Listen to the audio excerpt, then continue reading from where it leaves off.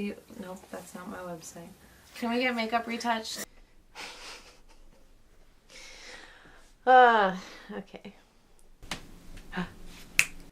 My name is Ashley Cora. I'm the co-founder of the nonprofit Can You Hear Me?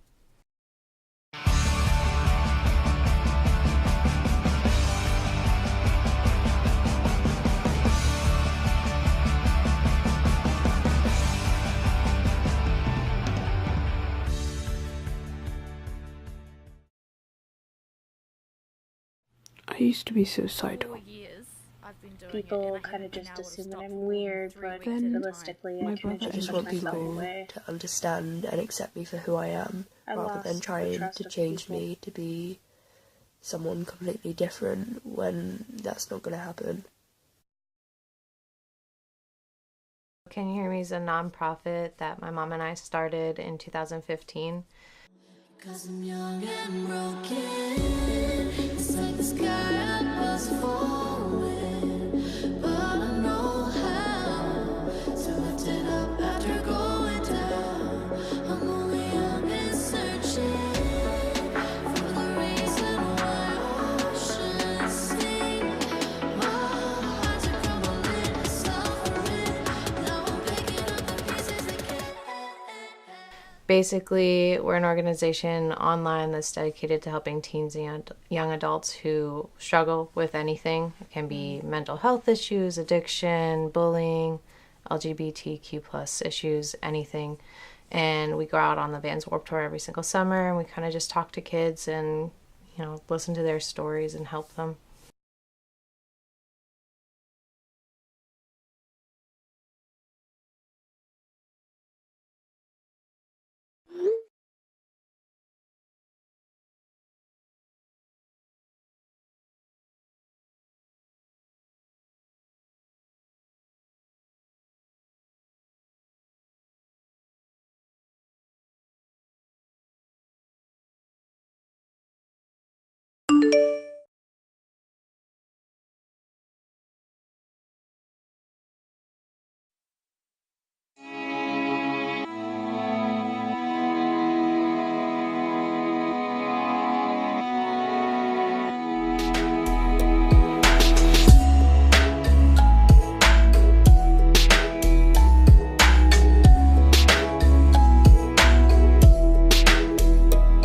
Really not that interesting at all.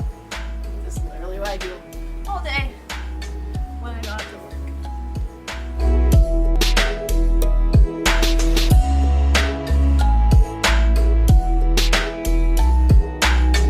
So about 13 years ago, we lost my cousin to suicide.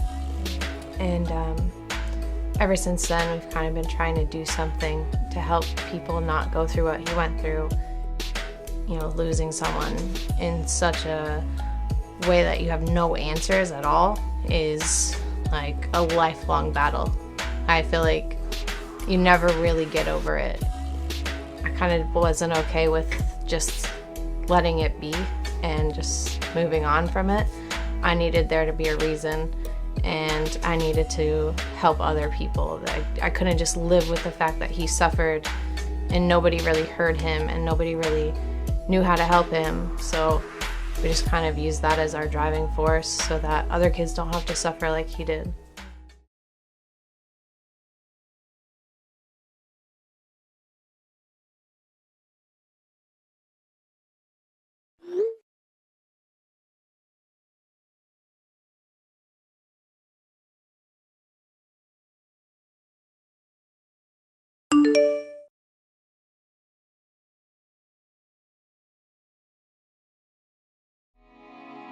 Mental health can be anything. It's literally mental health issues or struggles within your mind and in your life. And I think even if you don't struggle from depression or anxiety or any of the classified terms, you still can struggle with mental health issues. I mean, everybody gets sad. Everybody goes through times where they feel alone or they feel like nobody's listening to them or they're anxious or whatever it is. People get bullied all the time. So mental health to me is literally just feeling like, you're kind of stuck, you're kind of alone, need someone, but you don't really know how to help yourself. So mental health is really just anything you struggle with internally.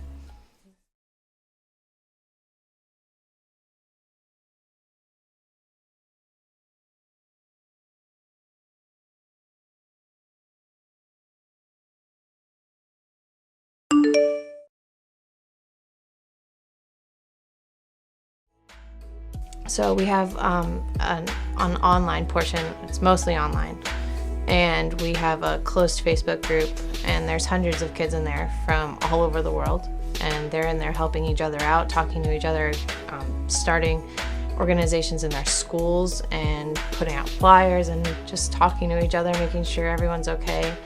Then we're on the Vans Warped Tour every summer, so we're reaching 600,000 kids every single summer.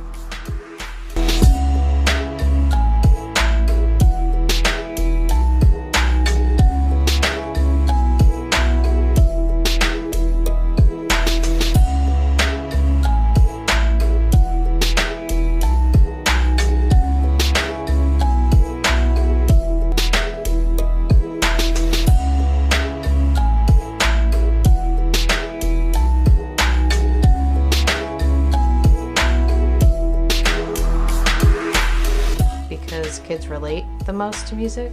So we've worked with As It Is, Patty Walters, the lead singer of that band, was the first person to ever share his story for us. But discovering the movement of straight edge made me feel a lot more accepted, a lot less alone, and just really simply normal, which was a very pleasant feeling for once in a long time. I basically turned to music. I was an audiophile.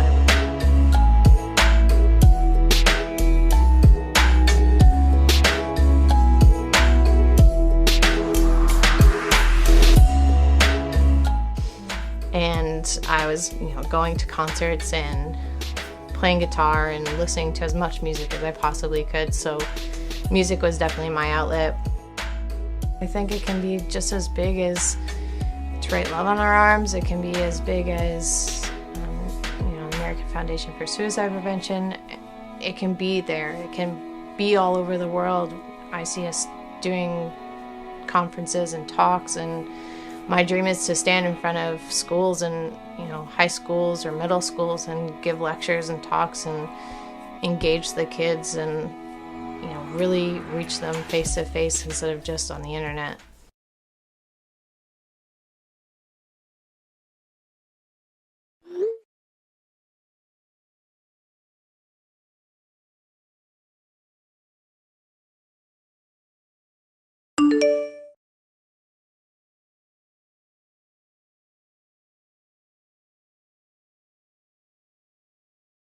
Trust me, it's not about the numbers, it's more so making it so that more people can see us and we're in front of more people and they know that we're there for them. My most memorable moment with Can You Hear Me is definitely hearing the first kid that ever shared their story and showed their face is this girl Caitlin from the UK.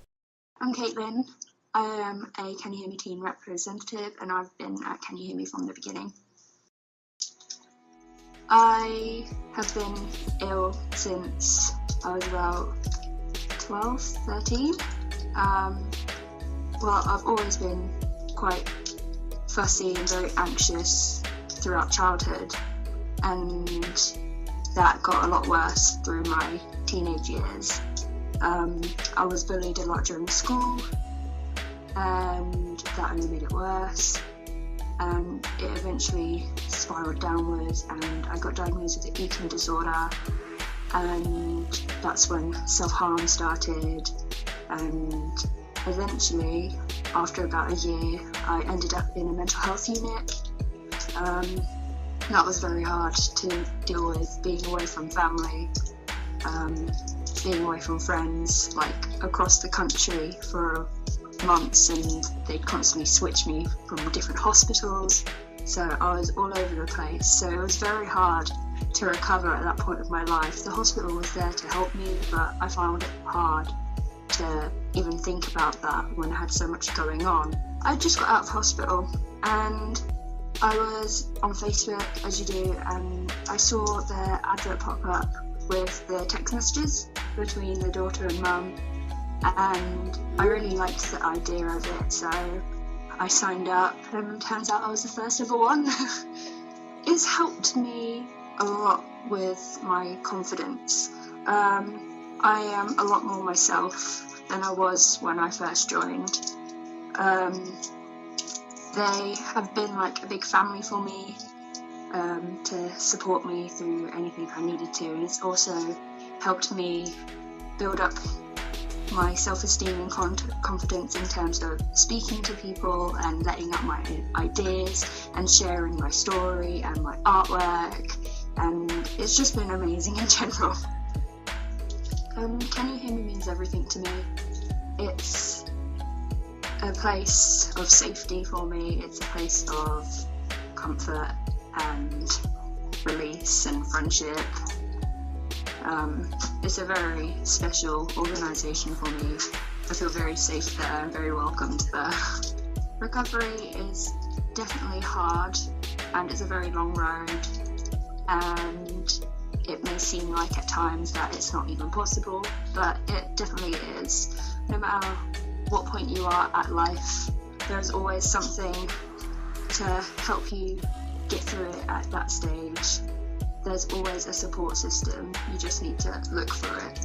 You need to go to your doctor, go to your family, go to your friends, anyone who is there for you, go to them and speak to them. Don't keep it locked up inside of yourself, because it'll only get worse from that point. You need to speak out, as hard as that sounds. That is the key to becoming yourself again. Seeing that was such a proud and historic moment for us, because it truly showed that we helped somebody in such a massive way. When we first started, I said to my mom and my grandfather, I was like, you know, if we even just help one person, if we keep one person alive and get one person through whatever they're struggling through, that's enough for me. Like, that makes it worth it. My message would be to talk about it. There's people everywhere struggling. You're not alone. We're here. We will talk to you. We don't judge you. You can share without fear. And, you know, you're not weird. You're not strange for going through things. I went through things. I think we all go through things. So just reach out. There's hope out there, and we're here for you. Can You Hear Me? Can You Hear Me? Is being heard. Is breaking the stigma. I told you I'd be down forever. Loving you is danger, but it don't feel wrong. It's old news, I should look for better.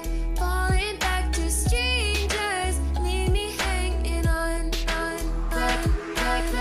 The guns go off in my head, saying not to call you this late. Still I dial those numbers every time. Why do I replay those messages that you left at the tone last May? Slowly wishing you were never mine. Can you hear me?